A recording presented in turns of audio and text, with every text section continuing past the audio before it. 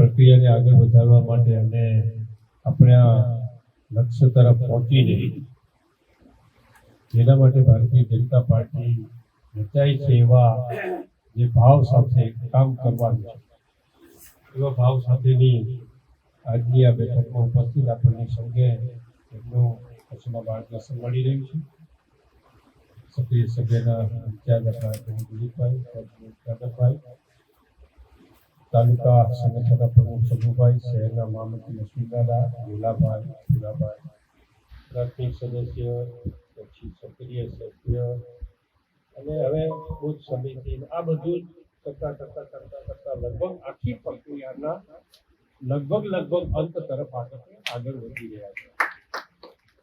ત્યારે ભારતીય જનતા પાર્ટીના કાર્યકર્તા તરીકે ચોક્કસપણે આપણે કોઈ મિથ્યાભિમાનની વાત નથી કરતા, પણ ચોક્કસપણે સંતોષ થાય એવા ભાવ સાથે આપણું કામ આગળ વધી રહ્યું કે જે પ્રકારે આપણી પાર્ટીની યોજના છે, જે પ્રકારે પાર્ટીની આપણી પાસે કાર્યકર્તા પાસેથી અપેક્ષા છે, એ અપેક્ષા પૂર્ણતઃ રીતે પૂરી કરી અને એ પણ એવી રીતે પૂરી કરી જેમાં ક્યાંય કોઈ દેખાડા રસ્તા નથી.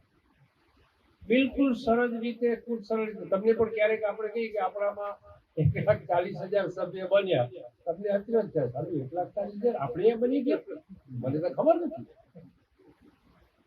આ સાચું કામ છે. એટલા માટે ત્યાં દરેક કાર્યકર્તાએ પોતાની રીતે પોતાને ફાળે આવેલું કામ પૂરેપૂરા દિલથી કામ કર્યું એટલે આપણને સહજ લાગ્યું, પણ ખૂબ ભગીરથ કામ. અગાઉ પણ વિધાનસભામાં, લોકસભામાં પાર્ટીને ખૂબ સારી રીતે ભારતીય જનતા પાર્ટી હંમેશા આપણે તો કામ કરીને મેળવ મફતનું કંઈ લેતા નથી. પૂરેપૂરો પરિશ્રમ કરીને એક મત લેવાના મત નથી, કારણ કે આપણું ઘડતર જ એ ટાઈપનું મફતનું લેતા મફતવાળા સામે બેઠા છે. એ મફતના મત લે છે, આપણે મફતના લેતા નથી. આપણે એક કાર્યકર્તા એક વ્યક્તિ પાસે જઈને, એક સમૂહ પાસે જઈને, એક સમૂહ પાસે છેવાડાના માણસ પાસે જઈને અંત્યોદયના ભાવ સાથે આપણે નાના મોટા કામ કરીને લોકોના દિલમાં જગ્યા બનાવીને આપણે એમનું સમર્થન મેળવ્યું, નહીં કે કોઈ સમીકરણના આધાર ઉપર આપણે. એ જ રીતે એ જ તર્જ ઉપર સંગઠનનું કામ પણ એ જ રીતે ચાલી રહ્યું.